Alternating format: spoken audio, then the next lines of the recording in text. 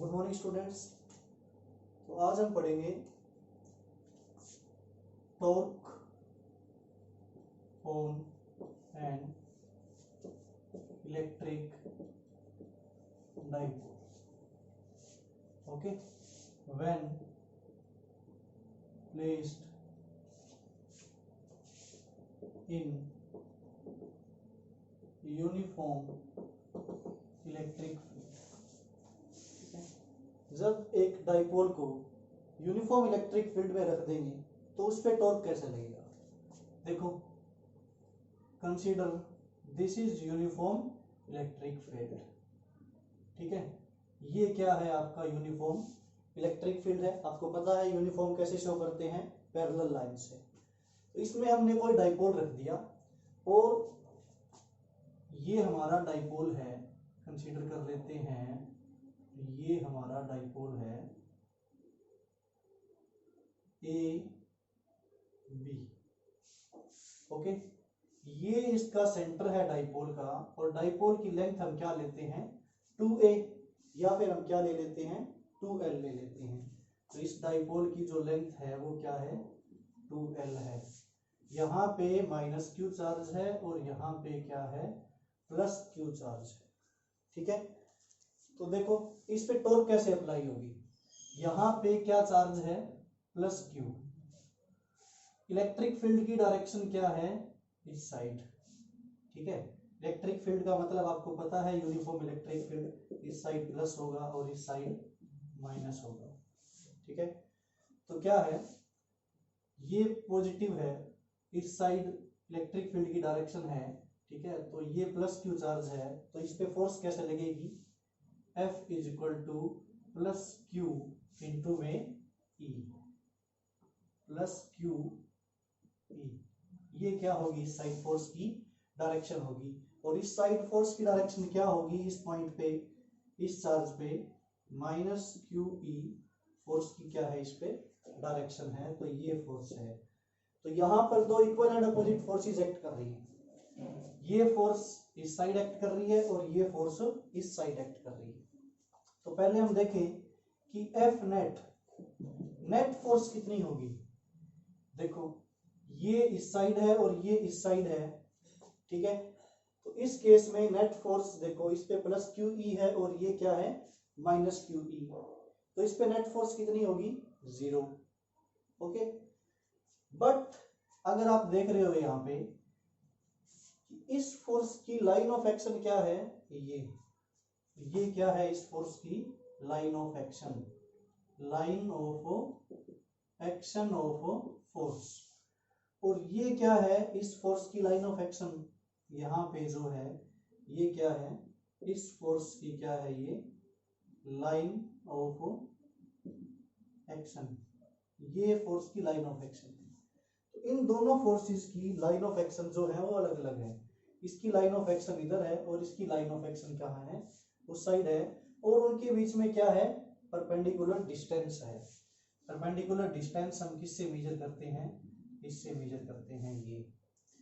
अगर हमारे पास दो इक्वल अपोजिट फोर्सेस होती ये जिनका लाइन ऑफ एक्शन सेम होता, अगर एक साइड फोर्स F और ये फोर्स F, और ये जो है ये क्या है सेम लाइन ऑफ एक्शन पे हैं, तो ये क्या हो जाते कैंसल हो जाते। तो यहाँ पे एफ नेट जो है वो क्या आती 0 आती। ठीक है, तो इस पे कोई भी टॉर्क जो है ये फोर्सेस प्रोड्यूस नहीं करेंगी। बट यहाँ पर देखो कंसीडर करो ये डाइपोल है, इस पे अगर हम फोर्स अप्लाई कर रहे हैं ऐसे, ठीक है, तो ये फोर्स अप्लाई हो रहा है ऐसे, तो ये इस डाइपोल को रोटेट कर रहा है।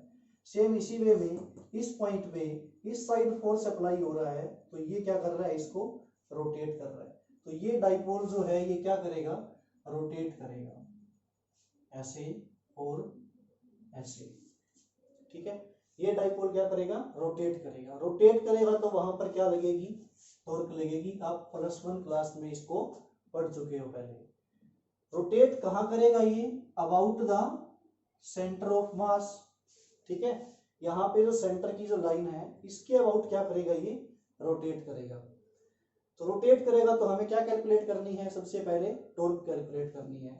तो टॉर्क का फॉर्मूला क्या होता है, torque is equal to force into perpendicular distance.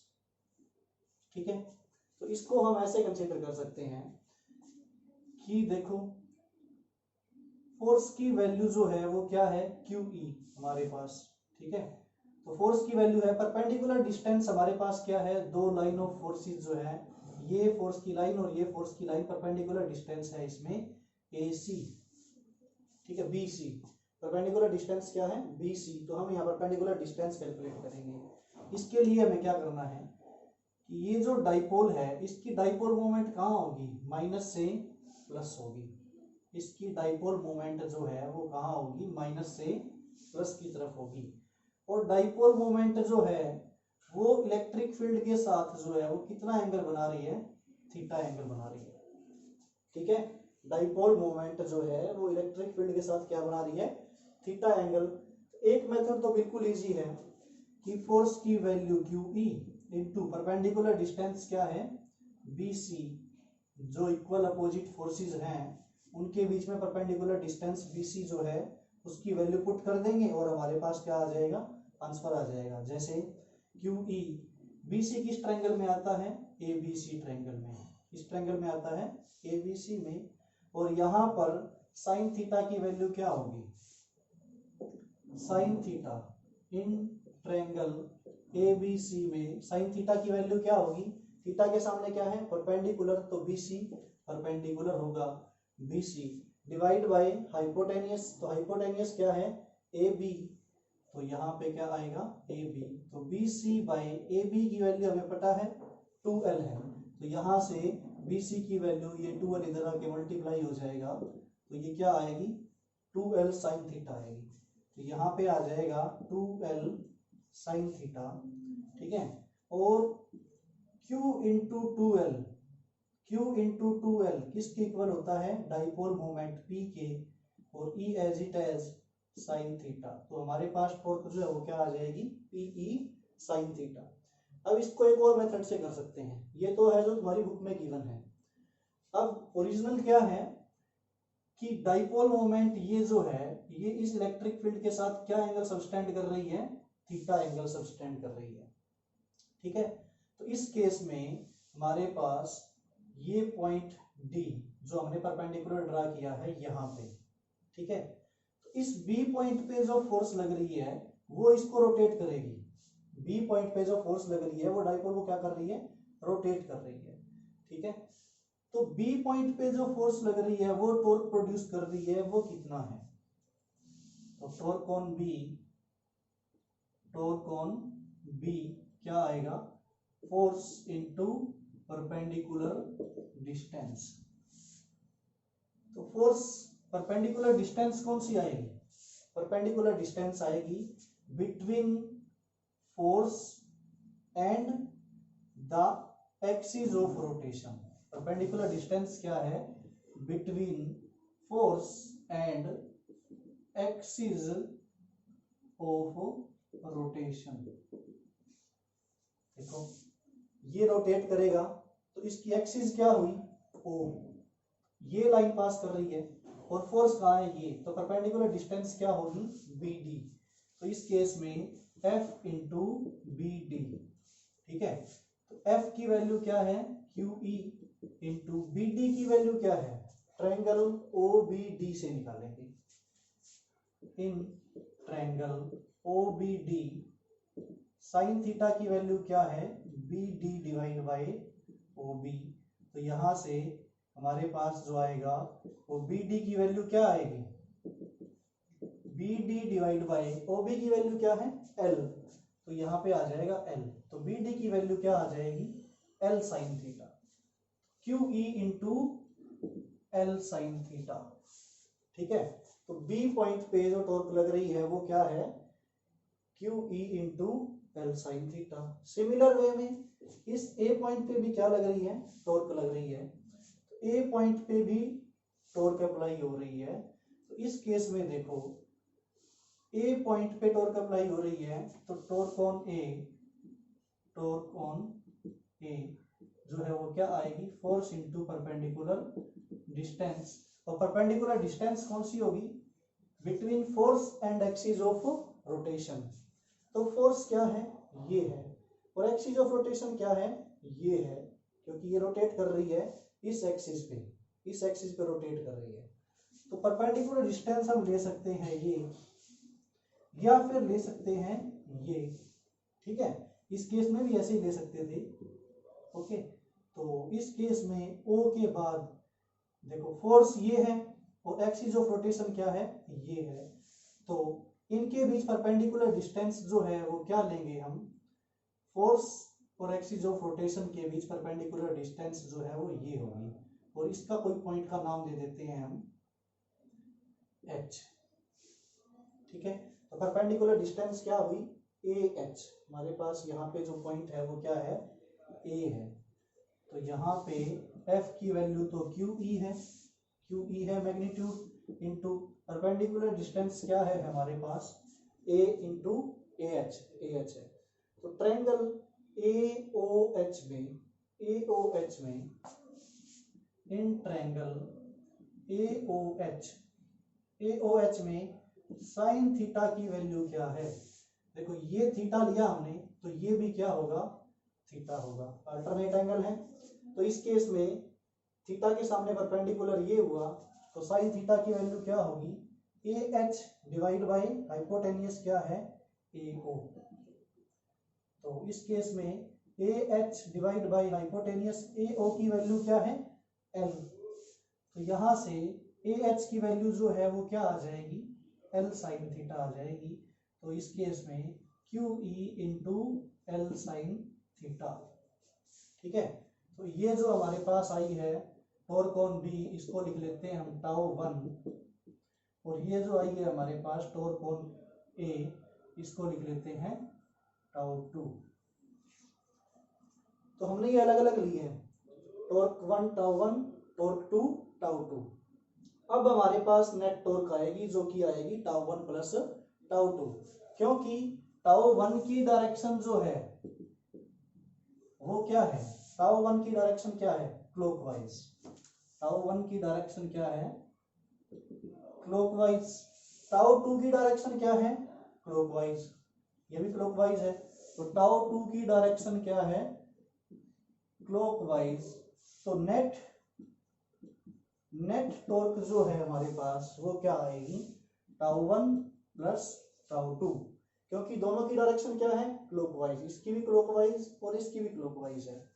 तो हमारे पास टाउ 1 और टाउ 2 की वैल्यू ऐड करेंगे, QE L sine theta, QE L sine theta क्या आ जाएगा यहाँ पे, QE L sine theta plus QE L sine theta equal to 2QE L sine theta, Q into L into 2। तो ये हमारे पास क्या हो जाएगा, P हो जाएगा। तो PE साइन थीटा। तो नेट टॉर्क हम ऐसे कैलकुलेट करेंगे। ये हमारे पास क्या था, दूसरा मेथड टॉर्क कैलकुलेट करने का। और ये जो है ये तुम्हारी बुक में गिवन है, ठीक है। तो जो ओरिजिनल जिससे हम बेटर समझ सकते हैं वो क्या है, ये मेथड। तो देखो आप बोल रहे हो कि टाउ 1 टाउ 2 क्यों लिए, तो देखो इस केस में नेट टॉर्क जो है, नेट टॉर्क उसकी वैल्यू ये आ रही है। अगर हम ये केस लें, तुमने +1 क्लास में रीड किया होगा, ऐसे और ऐसे, ठीक है, ये OAB, ठीक है। इस केस में ये टॉर्क टाउ 1 है और ये टाउ 2 है।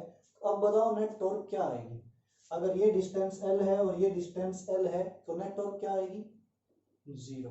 कैसे आएगी, क्योंकि इसकी डायरेक्शन क्लॉकवाइज, इसकी डायरेक्शन क्लॉकवाइज है और इसकी एंटी क्लॉकवाइज है, जबकि परपेंडिकुलर डिस्टेंस क्या है, सेम है। इस पे जो फोर्स अप्लाई हो रही है इस साइड, उस पे जो फोर्स अप्लाई हो रही है तो उसकी परपेंडिकुलर डिस्टेंस क्या है, L। तो टाउ 1 की वैल्यू क्या आएगी, F इंटू L, क्लॉकवाइज है, और टाउ 2 की वैल्यू क्या आएगी, F इंटू L, ये क्या है, एंटी क्लॉकवाइज। तो नेट टॉर्क जो है वो क्या हो जाएगी, टाउ 1 प्लस टाउ 2 होता है। तो ये टाउ 1 क्लॉकवाइज है, क्लॉकवाइज है, और ये क्या है, एंटी क्लॉकवाइज, तो ये जो है माइनस का हो जाएगा, और टाउ 1 टाउ 2 के इक्वल है, ठीक है। टाउ 1 जो है वो क्या है, टाउ 2 के इक्वल है, तो इस केस में नेट टॉर्क जो है वो क्या रहेगी, 0 रहेगी। इस केस में दोनों की डायरेक्शन क्या है, क्लॉकवाइज, क्लॉकवाइज, तो ये क्या हो जाती हैं, ऐड हो जाती हैं। ये आपने रीड किया होगा केस 11th में, ठीक है। तो इसलिए हम ये लेके दिखा रहे हैं यहाँ पे नेट टॉर्क कैसे कैलकुलेट करते हैं। तो देखो नेट टॉर्क जो है अगर इसको वेक्टर फॉर्म में लिखें तो हम क्या लिख सकते हैं, P क्रॉस E वेक्टर, ठीक है, और E vector cross P vector, ठीक है। तो फॉर्मूला में पता है क्रॉस प्रोडक्ट का P E साइन थीटा होता है, ठीक है। E P का भी क्या होता है, P E साइन थीटा होता है। तो इस केस में हम जो टॉर्क ले रहे हैं उसमें हमने P क्रॉस E क्यों लिखा, E क्रॉस P नहीं लिखा।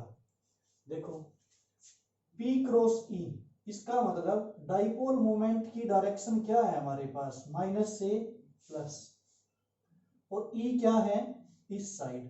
तो P क्रॉस E का मतलब है यहां से यहां, यहां से यहां जो है ये क्या है, P क्रॉस E, इधर से इधर, P से कहां की तरफ आ रहे हैं, E की तरफ आ रहे हैं। तो P से E की तरफ आ रहे हैं तो टॉर्क भी कहां लग रही है, P से E की तरफ लग रही है। तो ये हमने जो केस लिया है P क्रॉस E, ये क्या है, बिल्कुल सही है। राइट हैंड थंब रूल आपने किया होगा, ठीक है, और कॉर्कस्क्रू रूल किया होगा। अगर हम E क्रॉस P लें तो हमारी टॉर्क तो ऐसे है, और हम E क्रॉस P लेंगे तो E से P इस साइड हो जाएगा, E से P कहाँ हो जाएगा, इस साइड हो जाएगा, क्योंकि हमारे पास P की लाइन ये है डाइपोल मोमेंट की। तो E क्रॉस P क्या हो जाएगा, उसके अपोजिट हो जाएगा, तो माइनस का साइन आएगा। तो इसलिए हम P क्रॉस E लेते हैं और E क्रॉस P जो है वो नहीं ले रहे। तो हमारे पास नेट टॉर्क जो है वो क्या है, P क्रॉस E।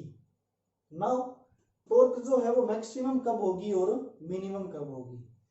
तो आपको पता है टॉर्क का फॉर्मूला क्या है, PE साइन थीटा है। तो ये मैक्सिमम कब होगा, ये केस में टॉर्क जो है वो मैक्सिमम कब होगा, टाउ मैक्सिमम कब होगा, जब थीटा क्या हो, 90 डिग्री और 270 डिग्री, ठीक है। 90 डिग्री तो आपको समझ आता है, इलेक्ट्रिक फील्ड ऐसे है, डाइपोल जो है वो क्या है, ऐसे है, माइनस Q और प्लस Q, ठीक है। डाइपोल मोमेंट की डायरेक्शन क्या है इस केस में, माइनस से प्लस, और ये क्या है, E है हमारा। तो एंगल क्या है इसमें, 90 डिग्री, क्योंकि हम क्या ले रहे हैं, P क्रॉस E, टाउ की वैल्यू क्या है, P क्रॉस E, ठीक है। तो इसको सॉल्व करें तो PE साइन 90 डिग्री, टॉर्क की डायरेक्शन देखो कहाँ है, P क्रॉस E, P से कहाँ है, E की तरफ, P से E की तरफ है। तो ये हमने यहाँ पे क्या लिया, एंगल जो है वो P से E 90 लिया, तो हमने P क्रॉस E लिखा है हमने। अगर हम 270 का केस ले रहे हैं, इस केस में क्या होगा, देखो इस केस में क्या है, 270 के केस में 90 का जो केस है वो ये है, और 270 का केस जो है वो क्या है, इलेक्ट्रिक फील्ड ऐसे है, और डाइपोल मोमेंट जो है वो हमारी है ऐसे, माइनस Q और यहाँ पे क्या है, प्लस Q, ठीक है। तो डाइपोल मोमेंट की डायरेक्शन क्या होगी, डाइपोल मोमेंट की डायरेक्शन हो गई ये, ठीक है। तो इस केस में जो एंगल लेंगे हम वो क्या है, पॉजिटिव E से कहाँ लेंगे, यहां की तरफ, P की तरफ, प्लस E से यहां लेंगे। तो ये 90, ये 90 और ये 90, कितना हो गया, 270, ठीक है। तो 270 हमने इसलिए लिखा है, 270 का मतलब पॉजिटिव एक्स की डायरेक्शन से, पॉजिटिव इलेक्ट्रिक फील्ड की डायरेक्शन से P तक लेंगे, तो ये हमारा 270 हो जाएगा। चलो अगर नहीं समझ आया तो छोड़ो इसको, तो मैक्सिमम टॉर्क जो है वो क्या होगा, PE, ठीक है। इसका आंसर क्या आएगा, साइन 90 की वैल्यू क्या होती है 1, तो मैक्सिमम टॉर्क क्या आएगा हमारे पास, PE आएगा। नाउ टॉर्क जो है उसकी वैल्यू 0 कब होगी, टाउ मिनिमम मींस टॉर्क जो है वो 0 कब होगी, टॉर्क 0 कब होगी, जब थीटा जो है वो 0 डिग्री पे हो और 180, क्योंकि साइन 0 डिग्री पे वैल्यू जो आती है वो क्या आती है 0, और साइन 180 पे वैल्यू क्या आती है 0। Sine 0 degree equal to sine 180 degree equal to क्या होता है 0। तो इस केस में दो केस बनेंगे हमारे पास, ठीक है। दो केस कैसे बनेंगे, देखो ये साइन 0 का मतलब, पहले साइन 0 का केस लेते हैं हम, ठीक है। तो मैं इसको रब कर देता हूं यहां से, ये नोट कर लिया होगा आपने, ठीक है। तो इसके बाद मैं इसको रब कर देता हूं यहां से,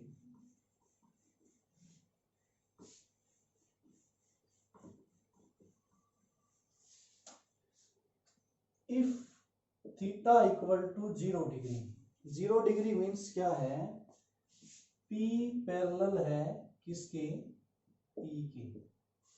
P जो है डाइपोल मोमेंट वो क्या है, पैरेलल है इलेक्ट्रिक फील्ड की, ये इलेक्ट्रिक फील्ड है हमारा, और डाइपोल मोमेंट की डायरेक्शन भी इलेक्ट्रिक फील्ड की साइड है, तो मतलब P की डायरेक्शन जो है वो इस साइड है, और P जो होता है वो माइनस Q से क्या होता है प्लस Q होता है हमारे पास। तो P पैरेलल है E के, तो एंगल क्या होगा 0 डिग्री, तो 0 डिग्री होगा तो हमारा जो टॉर्क आएगा टाउ वो क्या आएगा, PE sine 0 degree equal to 0, क्योंकि साइन 0 की वैल्यू क्या होती है 0। तो टॉर्क मिनिमम टॉर्क 0 कब होगा, जब डाइपोल मोमेंट क्या हो इलेक्ट्रिक फील्ड के पैरेलल हो। नाउ ये तो है स्टेबल इक्विलिब्रियम में, ये किसमें है स्टेबल इक्विलिब्रियम में। स्टेबल इक्विलिब्रियम में क्या है, +1 क्लास में पढ़ा होगा आपने, स्टेबल इक्विलिब्रियम, अनस्टेबल इक्विलिब्रियम और न्यूट्रल इक्विलिब्रियम, तीनों याद है आपको। स्टेबल इक्विलिब्रियम क्या है, ये माइनस Q, इस पे फोर्स जो है वो किस साइड लगेगी, इस साइड, प्लस Q पे फोर्स किस साइड लगेगी, जो इलेक्ट्रिक फील्ड की डायरेक्शन है इसी साइड, दोनों की लाइन ऑफ एक्शन क्या है सेम, तो F नेट जो है वो क्या आएगा 0 आएगा, ठीक है। और ये रोटेट नहीं हो रहा कहीं, तो इसका मतलब इस पे टॉर्क जो है टाउ नेट वो भी क्या है 0, इक्विलिब्रियम में है, ये रोटेशन नहीं होगा इसमें, क्योंकि जितनी फोर्स ये लग रही है उतनी फोर्स ये लग रही है, रोटेट होने का कोई चांस ही नहीं है इसमें, इक्वल अपोजिट है, कैंसिल हो जाएंगे, ठीक है। तो ये आपने पढ़ा होगा, F नेट 0 है, इसका मतलब ये कौन सा है ट्रांसलेशनल इक्विलिब्रियम, और ये क्या है टॉर्क 0 है, तो ये क्या है रोटेशनल इक्विलिब्रियम, और दोनों को मिला के हम क्या बोलते हैं मैकेनिकल इक्विलिब्रियम, ठीक है। इसको स्टेबल क्यों बोला हमने, इसको स्टेबल क्यों बोला, देखो ये इलेक्ट्रिक फील्ड है, ये हमारा डाइपोल था -Q से +Q, अगर हमने इसको यहां से डिस्प्लेस कर दिया और ऐसे रख दिया, ठीक है, डिस्प्लेस कर दिया और ऐसे रख दिया, तो हमारे पास क्या आता है माइनस प्लस, ठीक है।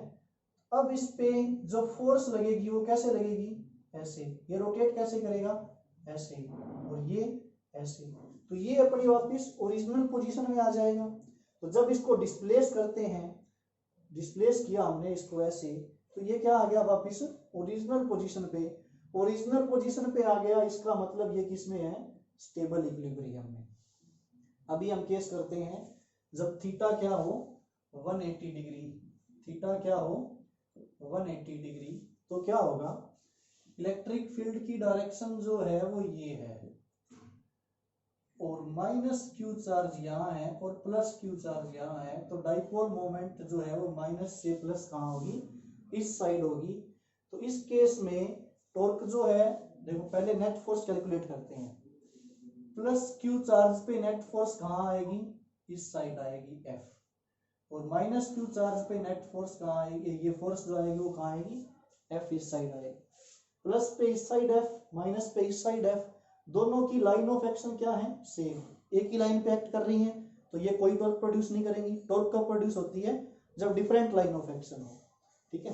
इस केस में इनका लाइन ऑफ एक्शन क्या है, डिफरेंट, इसमें सेम लाइन ऑफ एक्शन है तो इसमें भी टॉर्क जीरो है। तो इसमें पहले तो नेट फोर्स ये इस साइड ये इस साइड इक्वल अपोजिट फोर्स लग रही है, तो एफ नेट जो है वो क्या रहेगी, जीरो, टाउ नेट भी क्या रहेगा, जीरो। ये भी किस में है, मैकेनिकल इक्विलिब्रियम में है, ठीक है। इसका मतलब ट्रांसलेशनल इक्विलिब्रियम और इसका मतलब मैकेनिकल इक्विलिब्रियम, बट ये स्टेबल इक्विलिब्रियम में है। और थीटा 180 केस में मीन पी जो है वो एंटी पैरेलल है किसके, ई के। पी इस साइड है माइनस से प्लस पी की डायरेक्शन, और ई ऐसे है, तो एंगल कितना है 180 डिग्री। तो ये है अनस्टेबल इक्विलिब्रियम में, अनस्टेबल इक्विलिब्रियम, ठीक है।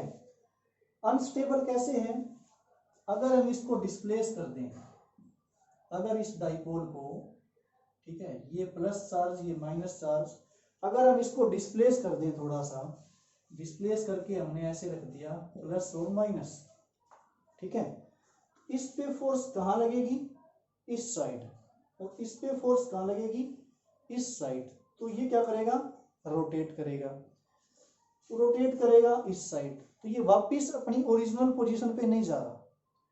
इस केस में देखो हमने इसको डिस्प्लेस किया ऐसे, तो इस पे फोर्स लगी इस साइड, इस पे लगी इस साइड, ये क्या चला गया वापिस ओरिजिनल पोजीशन पे, तो ये है स्टेबल इक्विलिब्रियम। इस केस में हमने इसको डिस्प्लेस किया ऐसे, ऐसे भी डिस्प्लेस कर सकते हैं, ऐसे डिस्प्लेस किया हमने, तो ये जो है इस पे फोर्स इस साइड और इस पे इस साइड, तो ये वापिस ओरिजिनल पोजीशन पे नहीं गया, तो ये क्या है, अनस्टेबल इक्विलिब्रियम। ओके, अनस्टेबल और स्टेबल इक्विलिब्रियम हम डिफाइन करेंगे आगे। एक न्यूट्रल इक्विलिब्रियम होता है, वो भी बता देता हूं मैं आपको भी। इसको हम डिस्प्लेस ऐसे भी कर सकते हैं, ये माइनस और ये प्लस, तो इस केस में क्या होगा, इस पे फोर्स लगेगी इस साइड और इस पे इस साइड, तो ये वापिस वैसे ही आ जाएगा जैसे हमने ये था, इसको हमने डिस्प्लेस किया ऐसे, तो इस पे फोर्स लगेगी तो ये वापिस ऐसे ही आ जाएगा। मतलब जो अपनी पोजीशन को क्या कर रहा है, रीगेन कर रहा है, वापिस उसी पोजीशन में आ रहा है, तो ये क्या है, स्टेबल इक्विलिब्रियम। जबकि अगर हम इसको ऐसे करें डिस्प्लेस, ये प्लस और ये माइनस, ठीक है, ऐसे डाइपोल था हमारे पास, ये प्लस ले रहा हूं मैं, जो कैप है ये, ठीक है, अगर हमने इसको ऐसे डिस्प्लेस किया तो इस पे फोर्स लगेगी और ये कहाँ चला जाएगा, ऐसे रोटेट होगा, ये ऐसे डिस्प्लेस हुआ, वापिस ओरिजिनल पोजीशन पे नहीं आया, तो ये क्या है, अनस्टेबल इक्विलिब्रियम में है। जो ओरिजिनल पोजीशन में आ जाए वो क्या है, स्टेबल इक्विलिब्रियम। तीन तरह के इक्विलिब्रियम पढ़े होंगे आपने, स्टेबल, अनस्टेबल, और थर्ड क्या था, न्यूट्रल इक्विलिब्रियम। एग्जांपल हम ऐसे कंसीडर कर सकते हैं, ठीक है, ये कोई बॉल है, ये कोई बॉल है और ये बॉल है, ठीक है, तो ये देखो इस बॉल को डिस्प्लेस करो इधर या इधर, कहीं भी डिस्प्लेस करो, तो ये वापिस कहाँ आ जाएगी, ओरिजिनल पोजीशन पे, तो ये हमारा क्या है, स्टेबल इक्विलिब्रियम में।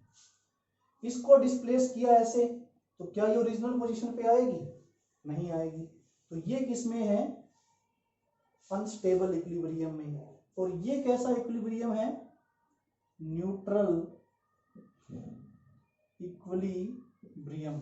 न्यूट्रल इक्विलिब्रियम कैसे है, इसको हम कहीं भी रख दें इक्विलिब्रियम में रहेगी, इधर रख दें इक्विलिब्रियम में रहेगी, जहां भी रखें इसको वही इसका क्या हो जाएगा, इक्विलिब्रियम हो जाएगा। तो ये कौन सा हुआ, न्यूट्रल इक्विलिब्रियम। तो जब थीटा जीरो होगा तो इसके ये कौन सा किस में होगा, स्टेबल इक्विलिब्रियम में। थीटा 180 होगा तो ये किस में होगा, अनस्टेबल। कर लेते हैं, यूनिफॉर्म इलेक्ट्रिक फील्ड जो है वो ऐसे है, और डाइपोल जो है हमारा वो माइनस क्यू से प्लस क्यू ऐसे है डाइपोल मोमेंट, और ये जो है डाइपोल का क्या है, सेंटर है O, और ये डाइपोल जो है ये कितने डिग्री एंगल बना रहा है, 30 डिग्री एंगल। ये डाइपोल की डाइपोल मोमेंट है जो P, ये इलेक्ट्रिक फील्ड के साथ कितने डिग्री एंगल बना रही है, 30 डिग्री एंगल। ठीक है, तो क्वेश्चन क्या है, calculate angular acceleration, calculate angular acceleration. Angular acceleration कैसे कैलकुलेट करेंगे इसका, एंगुलर एक्सेलरेशन को किससे लिखते हैं हम, अल्फा से। किससे लिखते हैं, अल्फा से। और हमें पता है कि ये डाइपोल जो है टॉर्क एक्सपीरियंस करेगा, पिछले चैप्टर में, पिछले आर्टिकल में हमने रीड किया, ये कितनी टॉर्क एक्सपीरियंस करेगा, tau is equal to P E sine theta. ठीक है, ये हमें पता है।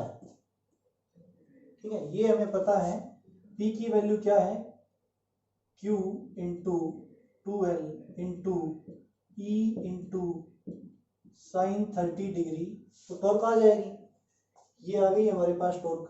ठीक है, ये minus Q plus Q charge है, साइन 30 की वैल्यू 30 डिग्री दिया हुआ, वैल्यू पुट कर दी हमने, E की वैल्यू भी गिवन होगी कुछ ना कुछ।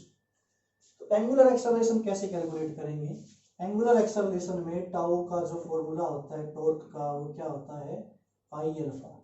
जैसे F इज इक्वल टू क्या होता है, MA प्लस 1, क्लास में रीड किया होगा आपने। ठीक है, तो ये किस में है, ट्रांसलेशनल मोशन में, ये किस में है, ट्रांसलेशनल मोशन में। और ये जो फॉर्मूला है ये किस में है, रोटेशनल मोशन में। ठीक है, फोर्स की जगह क्या यूज होता है, टॉर्क। मास की जगह क्या यूज होता है, मोमेंट ऑफ इनर्शिया। एक्सेलरेशन की जगह क्या यूज होता है, एंगुलर एक्सेलरेशन। तो हमें क्या कैलकुलेट करना है इसमें, एंगुलर एक्सेलरेशन कैलकुलेट करना है। तो कैसे कैलकुलेट करेंगे हम, हमें क्या चाहिए, आई की वैल्यू। ये हमने जो चार्ज माना है, ये दोनों चार्ज जो हैं, चार्ज पार्टिकल, इनका मास क्या है, m और m, सेम मास है। तो देखो ये डिस्टेंस क्या है, यहाँ से यहाँ L, और यहाँ से यहाँ डिस्टेंस क्या है, L। रोटेट किसके अबाउट कर रहा है ये, सेंटर ऑफ मास के। सेंटर ऑफ मास कहाँ है, जो रोटेशन की एक्सिस है ये है सेंटर ऑफ मास, यहाँ पे एक्ट कर रहा है। तो ये रोटेट करेगा सेंटर ऑफ मास के अबाउट, ऐसे। ठीक है, ऐसे रोटेट करेगा ये। तो मोमेंट ऑफ इनर्शिया जो है हमारे पास आई, उसकी वैल्यू क्या आएगी, आई का फॉर्मूला आपने रीड किया होगा, m1 r1 का स्क्वायर प्लस m2 r2 का स्क्वायर प्लस प्लस प्लस चलता जाएगा। ठीक है, हमारे पास या दो मासेस हैं। तो r1 क्या है, distance from axis of rotation. तो इस केस में एक्सिस ऑफ रोटेशन क्या है हमारे पास, ये, और ये क्या है, इसकी डिस्टेंस है। ठीक है, m की डिस्टेंस एक्सिस ऑफ रोटेशन से कितनी है, L।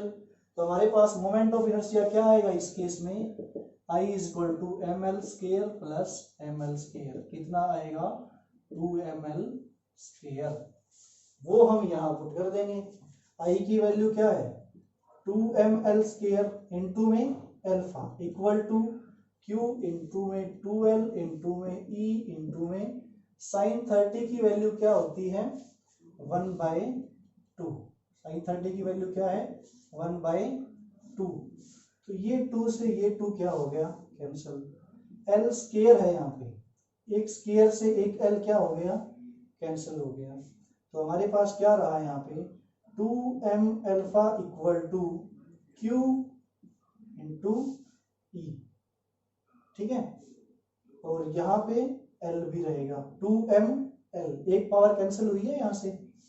हमें क्या चाहिए, अल्फा चाहिए। अल्फा की वैल्यू क्या आएगी, QE/2mL। ये क्या आ गया हमारा, एंगुलर एक्सेलरेशन अल्फा आ गया इस केस में। ठीक है, तो ये बिल्कुल इजी न्यूमेरिकल सा था। तो एंगुलर एक्सेलरेशन कैलकुलेट कर सकते हैं वैसे। ओके, नाउ अब हम जो स्टेबल और अनस्टेबल इक्विलिब्रियम पढ़ रहे थे, उस केस में एक न्यूमेरिकल कर रहे हैं, स्टेबल या अनस्टेबल इक्विलिब्रियम। ठीक है, तो क्या है न्यूमेरिकल, कि अगर ये यूनिफॉर्म इलेक्ट्रिक फील्ड है, ठीक है, यूनिफॉर्म इलेक्ट्रिक फील्ड में हमने डाइपोल को रखा हुआ है -q और +q, ठीक है। अगर हम इसको डिस्प्लेस कर दें यहां पे, ये -q और ये +q थीटा एंगल से, ठीक है, तो ये जो है ऑन डिस्प्लेसिंग डाइपोल, ठीक है। और हम क्या कह सकते हैं इसको, ये क्या है, हमने अभी केस किया स्टेबल इक्विलिब्रियम का, इसको डिस्प्लेस कर दिया, इस पे फोर्स लगेगी इधर, तो इस पे लगेगी इधर, ये वापस चला जाएगा ओरिजिनल पोजीशन पे, तो ये किस में आ जाएगा फिर से ओरिजिनल पोजीशन पे, तो ये किस में है स्टेबल इक्विलिब्रियम में।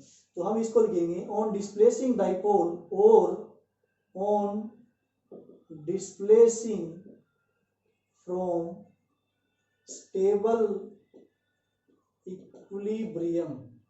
तो स्टेटमेंट में ये आ जाता है कि डाइपोल को स्टेबल इक्विलिब्रियम से क्या कर दें, डिस्प्लेस कर देते हैं, तो वो क्या एग्जीक्यूट करेगा, तो वो क्या एग्जीक्यूट करेगा सिंपल हार्मोनिक मोशन, क्या एग्जीक्यूट करेगा सिंपल हार्मोनिक मोशन, ठीक है। अगर आपने +1 में ये चैप्टर नहीं पढ़ा है तो आपके लिए मुश्किल होगा, ठीक है। अगर रीड किया है तो कोई दिक्कत नहीं है, सिंपल हार्मोनिक मोशन। इस केस में हमें एंगुलर फ्रीक्वेंसी ओमेगा कैलकुलेट करनी है और सिंपल हार्मोनिक मोशन का टाइम पीरियड क्या करना है, कैलकुलेट करना है। ये क्या है हमारे पास, एंगुलर फ्रीक्वेंसी, एंगुलर फ्रीक्वेंसी, इसको हम क्या बोल देते हैं, एंगुलर वेलोसिटी ओमेगा, ठीक है। तो हमें ये कैलकुलेट करना है और सिंपल हार्मोनिक मोशन का टाइम पीरियड कैलकुलेट करना है। सबसे पहले तो सोच रहे हो कि सिंपल हार्मोनिक मोशन है कैसे इसमें, तो देखो इस डाइपोल को हमने डिस्प्लेस कर दिया ऐसे, ठीक है। अब ये डाइपोल वापिस ऐसे आएगा क्योंकि इस पे फोर्स लगेगी इधर, इस पे लगेगी इधर, ये क्या आ जाएगा ऐसे आ जाएगा। ऐसे आने के बाद according to law of inertia, Newton first law, ये मोशन में रहेगा, तो ये थोड़ा सा कहाँ आ जाएगा, नीचे आ जाएगा। तो मैं इसका डायग्राम जो है वो ऐसे बना देता हूं, ठीक है, ये था ऐसे, तो ये वापिस ऐसे आ जाएगा +q -q। क्या होगा जब इस पे टॉर्क अप्लाई होगी डिस्प्लेस करने के बाद, ठीक है, तो जो टॉर्क अप्लाई हो रही है, हमने इसको डिस्प्लेस किया, टॉर्क अप्लाई की इस पे, तो अब ये वापिस ओरिजिनल पोजीशन पे आ रहा है।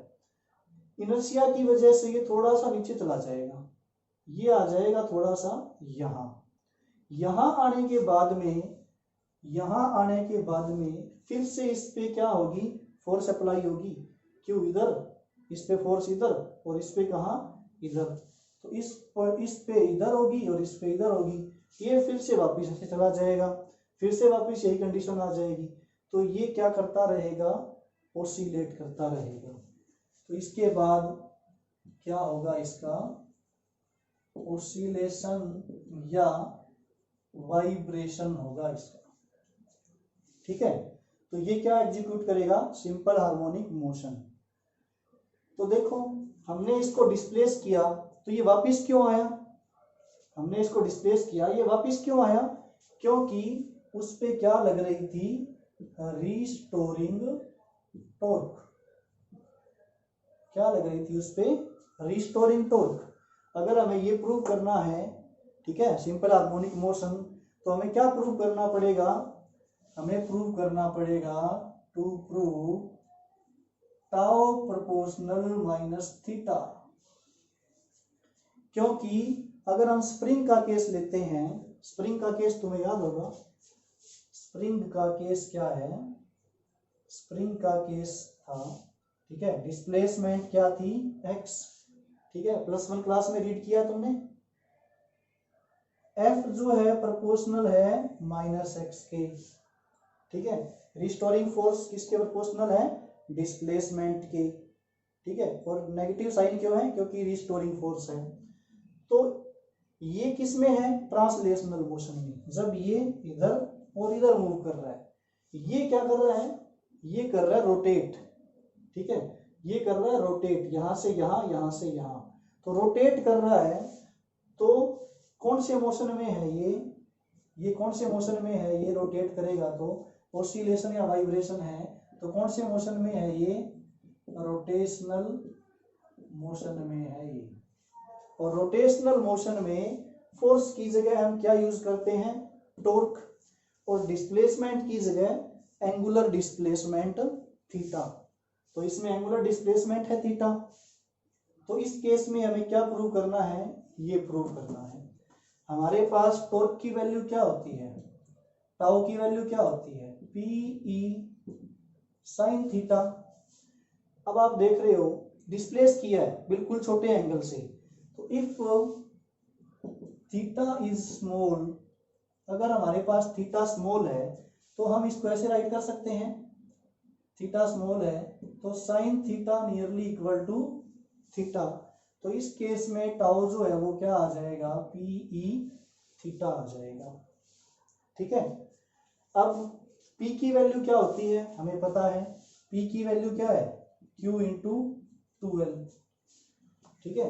ये L लेंथ है, ये भी L लेंथ है, तो Q चार्ज कांस्टेंट है, L लेंथ कांस्टेंट है, P कांस्टेंट है, यूनिफॉर्म इलेक्ट्रिक फील्ड है, ये भी क्या है, यूनिफॉर्म है, और ये भी क्या है, कांस्टेंट है। तो हमारे पास वेरिएबल क्या है, थीटा। तो इसका मतलब क्या है, यूनिफॉर्म मतलब कांस्टेंट है, तो इसका मतलब है टॉर्क प्रोपोर्शनल है किसके, थीटा के, क्योंकि ये दोनों कांस्टेंट है तो टाउ किसके प्रोपोर्शनल आ गया, थीटा के। प्रूफ क्या करना है, माइनस थीटा के। तो देखो माइनस थीटा के क्यों प्रूव किया हमने, क्योंकि ये जो टॉर्क है, ठीक है, हमने इसको ऐसे रोटेट किया, थीटा कहाँ है, थीटा कहाँ इंक्रीज हो रहा है, थीटा इधर इंक्रीज हो रहा है, टॉर्क कहाँ लग रही है, इधर लग रही है, ऐसे लग रही है टॉर्क, थीटा कहाँ है, ऐसे है, दोनों की डायरेक्शन क्या है, अपोजिट। तो इस केस में हम बोल सकते हैं कि थीटा जो है, ये टॉर्क जो है वो किसके प्रोपोर्शनल है, माइनस थीटा के, क्योंकि माइनस का साइन क्या रिप्रेजेंट कर रहा है, दोनों की अपोजिट डायरेक्शन को। तो हमने ये प्रूव कर दिया कि ये किसमें है, सिंपल हार्मोनिक मोशन में है। अब हमें क्या कैलकुलेट करना है, हमें कैलकुलेट करना है एंगुलर फ्रीक्वेंसी और टाइम पीरियड, ठीक है। टाइम पीरियड का फॉर्मूला हमें पता है क्या होता है, 2 पाई बाई ओमेगा। तो हमें क्या कैलकुलेट करना पड़ेगा, सबसे पहले ओमेगा कैलकुलेट करना पड़ेगा, इसलिए हम ये बोल रहे हैं कैलकुलेट करो। ओमेगा कैसे कैलकुलेट करेंगे, ठीक है, ओमेगा कैसे कैलकुलेट करेंगे हम, टाउ इज इक्वल टू क्या होता है, आई अल्फा। आपको पता है टाउ इज इक्वल टू क्या होता है, आई इंटू अल्फा। तो हमारे पास एक फॉर्मूला तो है ये, ठीक है, और हम थीटा जो है वो क्या ले रहे हैं, माइनस का। तो इस केस में क्योंकि रिस्टोरिंग टॉर्क है, क्योंकि रिस्टोरिंग टॉर्क एक्ट कर रही है वापिस आने के लिए, ठीक है, तो ये थीटा इधर है, टॉर्क इधर है, अपोजिट डायरेक्शन है, रिस्टोरिंग टॉर्क इसको लेके आ रही है। तो इस केस में टाउ जो है हम थीटा को क्या ले लेते हैं, माइनस पी ई थीटा हो जाएगा, या फिर P E into minus theta लिख देते हैं हम। तो हमारे पास एक इक्वेशन तो है ये, ठीक है। नाउ क्या है कि जब ट्रांसलेशनल मोशन होता है, ट्रांसलेशनल सिंपल हार्मोनिक मोशन में आपने रीड किया होगा, क्या रीड किया होगा, ए जो है वो क्या किसके इक्वल होता है, माइनस ओमेगा स्क्वायर एक्स के। मैंने बोला था अगर आपने सिंपल हार्मोनिक मोशन किया है तो आपको ये पता होगा acceleration is equal to minus omega square into x. ये आपने क्या किया है, पहले रीड किया है सिंपल हार्मोनिक मोशन में।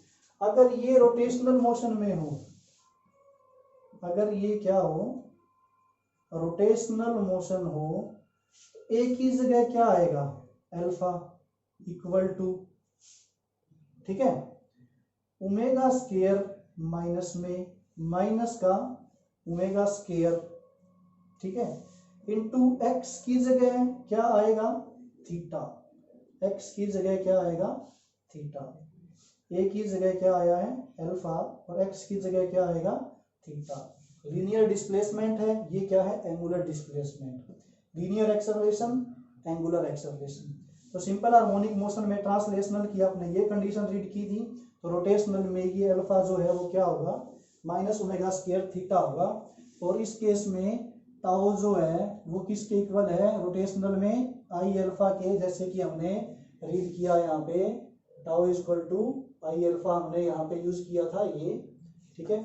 तो टाउ को इक्वल रख देंगे आई अल्फा, और यहाँ रख देंगे P E minus theta. Now alpha की वैल्यू क्या है, माइनस ओमेगा स्क्वायर थीटा, तो यहाँ आ जाएगा हमारे पास अल्फा की वैल्यू जो है वो क्या आ जाएगी, minus omega square theta equal to P e, ये माइनस थीटा, माइनस से माइनस क्या हो रहा है, कैंसिल हो रहा है, ठीक है। तो यहाँ से हमारे पास ओमेगा स्क्वायर की वैल्यू जो है, थीटा से थीटा कैंसिल हो रहा है, तो ओमेगा स्क्वायर की वैल्यू जो है वो क्या आ जाएगी हमारे पास, पी ई बाई आई। तो यहाँ से हम क्या कैलकुलेट कर सकते हैं, omega under root P E by I, I क्या है आपका, मोमेंट ऑफ इनर्शिया है आई। ओमेगा की वैल्यू आ गई ये वैल्यू हम यहाँ पुट कर देंगे, तो हमारे पास टाइम पीरियड क्या आ जाएगा, 2 pi under root I by p e, ये हमारा जो है वो क्या आ गया, टाइम पीरियड आ गया, ठीक है। आई की वैल्यू पुट कर सकते हैं इसमें, अगर यहाँ पे एम हो जैसे हमने इसमें कैलकुलेट किया, इसका आई 2ml स्क्वायर आया है, तो टाइम पीरियड आ जाएगा ये ऑसिलेशन का।